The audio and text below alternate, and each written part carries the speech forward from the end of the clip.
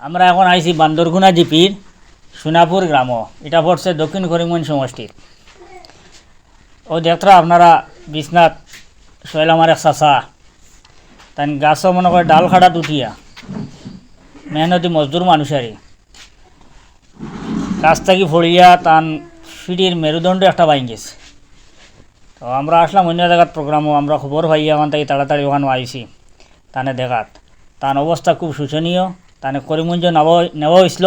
করিমগঞ্জ নেওয়ার পরে এইখান থেকে তানে শিলচার রিলিজ করা হয়েছে।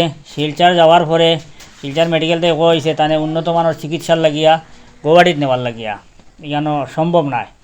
তো যার কারণে তানি অস্তিত্ব নাই যে তাইনি খরচ করিয়া গৌহাটিত গিয়া তা ট্রিটমেন্ট করার লাগিয়া। তো আপনারা সারা একটু একটু করে সহযোগিতা করবা তান্ডে। আর আপনারা তো কন্টিনিউ দিয়া যাইতরা, আমরা দেখি আর এন গ্রামের অনেক মানুষ আপনারা দেখতে পাইতরা। এন তো খুব গরিব মানুষ নেই,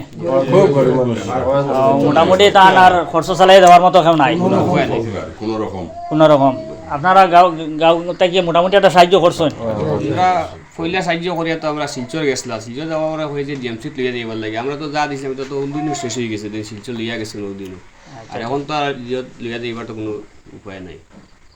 ঠিক আছে জিও রিয়াজ, আমরা বরাকণ্ঠ পরিবারের পক্ষ থেকে আপনাদের এখন 5,000 টাকা দিয়ে দেয়। আর পরবর্তীতে মানে তানি ভিডিও দেখার পরে 100% শিওর আমরা অতটুকু ভরসা আছে আমরা বাইয়েন্টর উপরে বিবার সকলের উপরে আমরা বরাকণ্ঠর ফ্যামিলির উপরে অতটুকু বিশ্বাস আছে তাই এই ব্যাপারে একটু বেশি বেশি করে সাহায্য করবা। তো যতটুকু সাহায্য উঠিব আমরা আপনাদের কাছে আনি পৌঁছাইয়া দিব। আর আপাতত আমরা সামান্য সাহায্য করলাম আপনাদের। আর আপনাদের রিকোয়েস্ট করি আর ই চাচাদির খেও নাই তানে লইয়া দৌড়াদৌড়ি করার মতো। ও গ্রাম থেকে দেখুন একজনও যাইবা তানোর ব্যক্তিগত সময় নষ্ট করিয়া রোজ নষ্ট করিয়া যাইবা গিয়া সহযোগিতা করবা। আর আপনারা যতটুকু পারেন দেশ বিদেশ থেকে দেখুন দেখতরা আপনারা একটু সাহায্য সহযোগিতা করবা। কারণ তানে একটু যত তাড়াতাড়ি নেব হইব আশা করি তাই তত তাড়াতাড়ি সুস্থ হয়ে দিবা।